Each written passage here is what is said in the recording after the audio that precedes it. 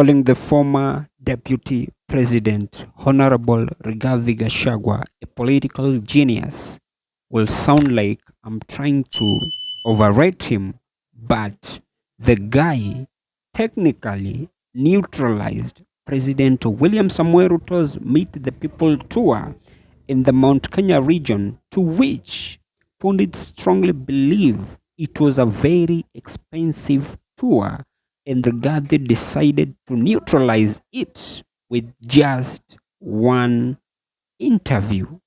I categorically stated that an idle Rigathi Gachagua is likely to be very detrimental to President William Samoei Ruto's re-election.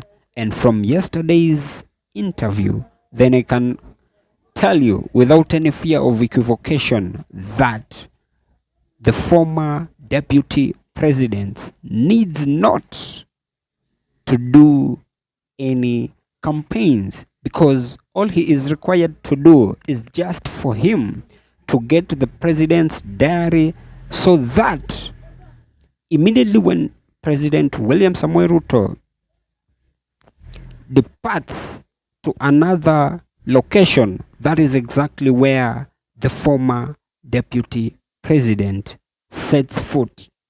And guess what happens? He automatically neutralizes each and everything that the president might have told Kenyans. And if you painstakingly listened to the former deputy president yesterday, then you must be alive to the fact that he was very confident, giving credence to what the Right Honorable Raila Amolo Odinga had told Kenyans back on 11th October 2022 concerning the fertilizer that was being given for free by Russia to third world countries. Russia being the world's largest producer of fertilizer back in 2022. I remember pretty well, they were giving out fertilizer as donations to all the third world countries. And guess what?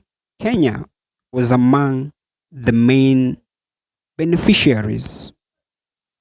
But one thing I wouldn't want you to forget is that back then, the former deputy president was still an incumbent deputy.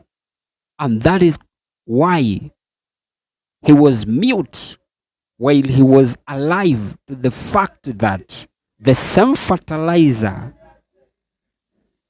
was given as donations, but just because he was part of the eating team, he saw it fit to remain silent, while the Right Honorable Raila Amolo Odinga, by then, he being out of government, had to blatantly tell Kenyans of what was going on. But guess what?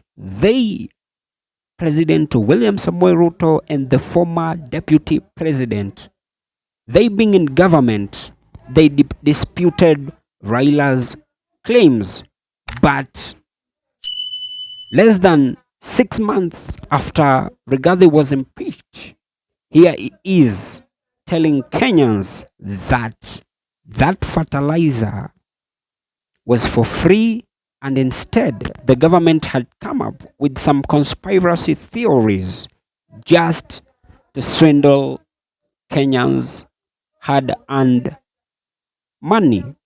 And today, if at all, the Right Honorable Raila Amolo Odinga is going to give a statement concerning the same issue on the donation of fertilizer, I kid you not, now he being in government, I see a string of possibilities that he is likely to defend the government just because he is now part of the eating team.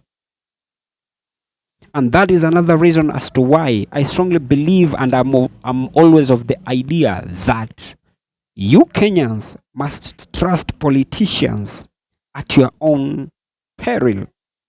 My fellow Kenyan, just with that at hand, then that should automatically give you credit that politics is all about interest. Because even today, as we speak, one thing that I'm as sure as the sun shall rise tomorrow is that there are some illegal deals taking place in government. But just because the Right Honorable Raila Amolo Odinga is part and parcel of the eating team, guess what? He is likely to remain mute, not until when they will part ways with President William Samoei Ruto's administration, then that is likely to be the time that he is likely to drop some dossiers to Kenyans. And if I am just to speak of Rigath's interview yesterday, the guy, each and every time that he is given audience, he continues giving me credence that President William Samoei Ruto could be working by hook or crook in making sure that the former deputy president never gets audience to speak to Kenyans. And that is why we've been seeing all manner of goons hired just to disrupt him from his Meet the People tour.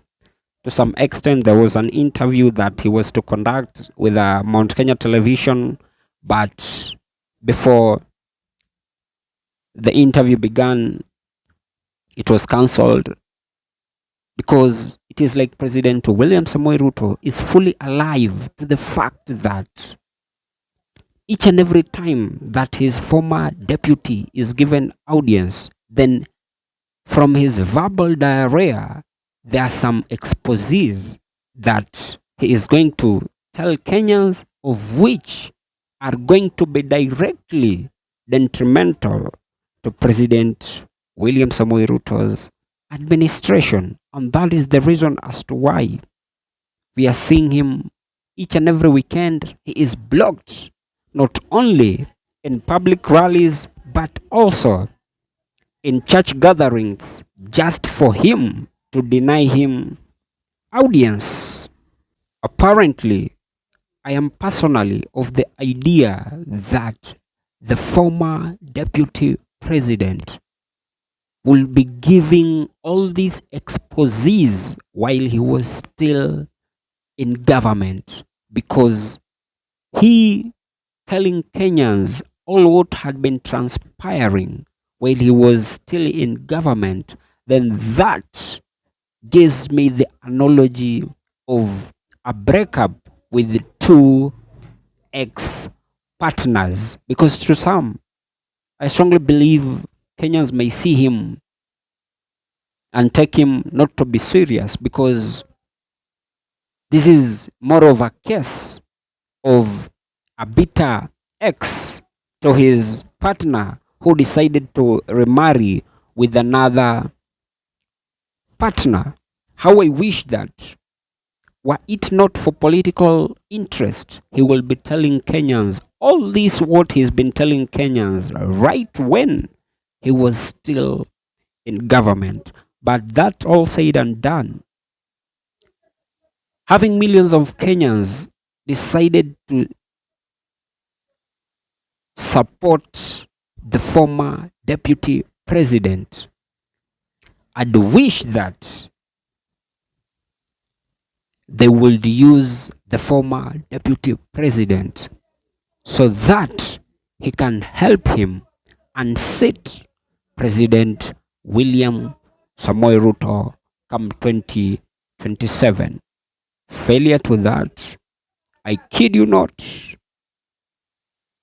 without proper strategy and structures, it shall be next to impossible to unseat President William Samoei Ruto.